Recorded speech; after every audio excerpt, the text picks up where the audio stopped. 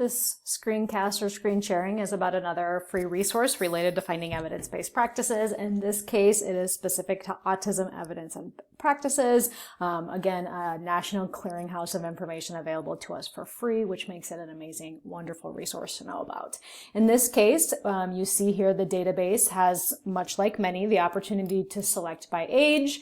I love that on here we have by domain. So is it challenging interfering behavior versus something that is self-help, joint attention, mental health, self-determination, vocational, play, right? You can select a specific domain, or you can also, down the left here, select a specific evidence-based practice.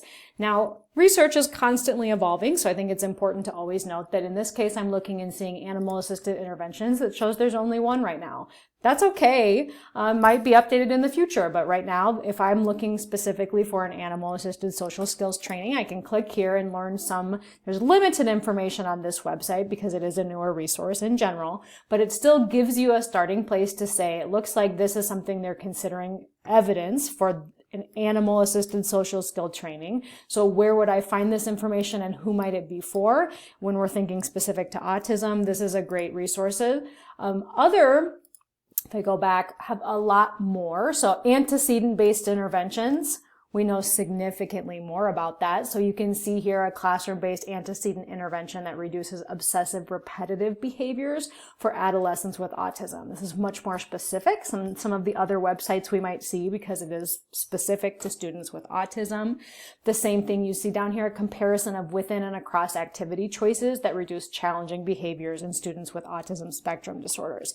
At a glance, I'm able to see here who the study included, in this case 15 to 18.9-year-olds, versus in this case much younger students. So it's nice to be able to at a glance see if I'm trying to match my evidence-based practice to an appropriate population, I might be considering, and I should be considering, the age of the student that I'm working with.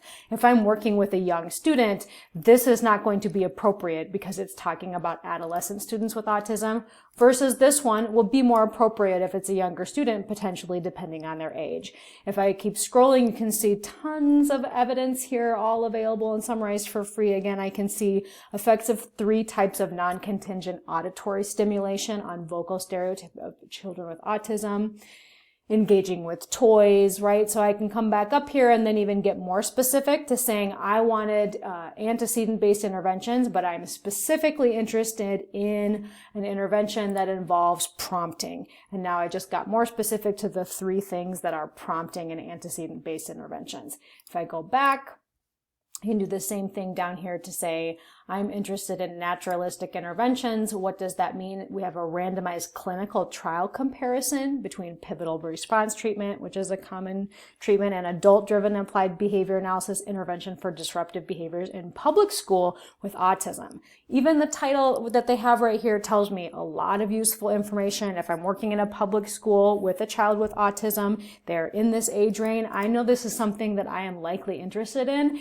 and then I'm able to say, here's all the information. And I might not be able to get access to all of the information, right? Because it might not be for free, but I know that I could if I'm still at a university or if my school district has access to certain journals, I would be able to say, oh, I actually do have this access to this one. I'm going to go and take a look and see what the outcomes of this are. So while this website is a little bit limited in terms of when we think of the What Works Clearinghouse and intensive intervention, they give summaries so that you don't have to go to other places. This one instead lets you know that there's evidence to believe something's effective, but it doesn't give you the specifics on it, so you have to add a little bit extra work on your end once you find something on here, but still a wonderful free resource, frequently updated.